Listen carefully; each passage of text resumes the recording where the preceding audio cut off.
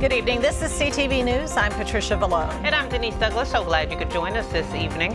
Several dozen people are saying no to a medical marijuana dispensary. They chanted and waved their signs outside the county administration building.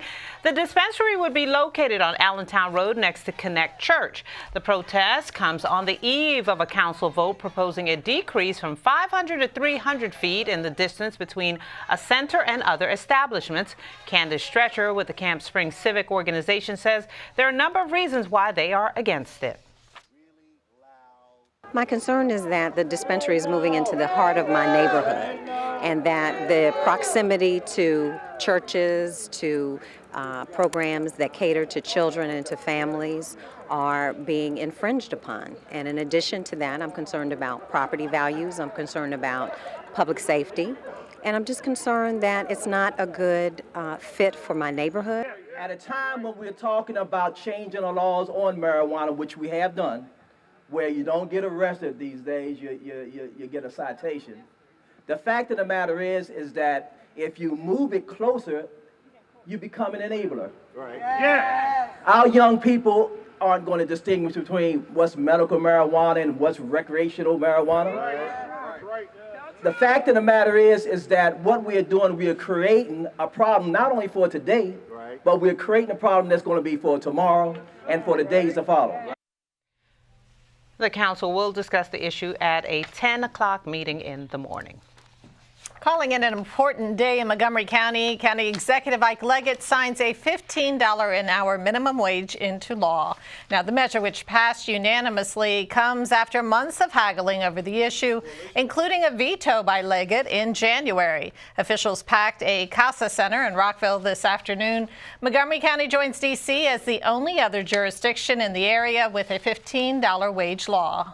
I think when you look at our debate, it was a debate that I think was informative, it was instructive, and one that I think we should take a great deal of pride in. Because as I talked around this county to many of the elected officials therein, I think everyone had the desire to get to 15. The question for us is how do we get there?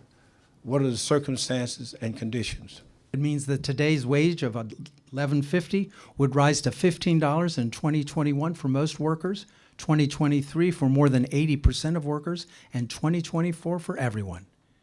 You are sending a strong message to the 100,000 working class in Montgomery County who currently earn minimum wage. You are welcome to the county. And supporters of the law say they will again take the fight to Annapolis. Police are looking for the person who drove a car into an apartment complex in Landover. Take a look at the scene right there. Here's surveillance video of the car hitting the building in the 3400 block of Dodge Park Road this afternoon. Police say the suspect drove off in the silver sedan. Luckily, no one was hurt inside that complex. What a mess that is. A woman continues to cling to life after a fire ripped through her Capitol Heights home yesterday. When firefighters arrived at the residence in the 700 block of Eastern Avenue, they found the victim, who's in her 60s, in the basement. They say they believe that's where it started before spreading to the first floor. The fire department spokesman says the woman was rushed to the hospital in critical condition with severe burns. A firefighter was also injured. He suffered second-degree burns to his ears but was treated and released. An investigation into the cause of the fire continues. A truck overturns in Greenbelt, causing delays for motorists this morning. City police received a call about 10:30 about a white truck that was flipped over on its right side on Greenbelt Road. Now, the two right lanes in front of the Greenway Shopping Center were then blocked off. Greenbelt police say one person was transported to the hospital with non-life-threatening injuries.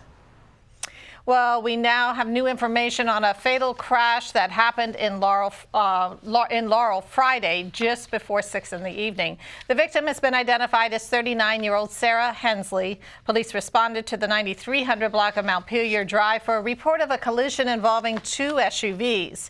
Hensley was found suffering from critical injuries on the scene.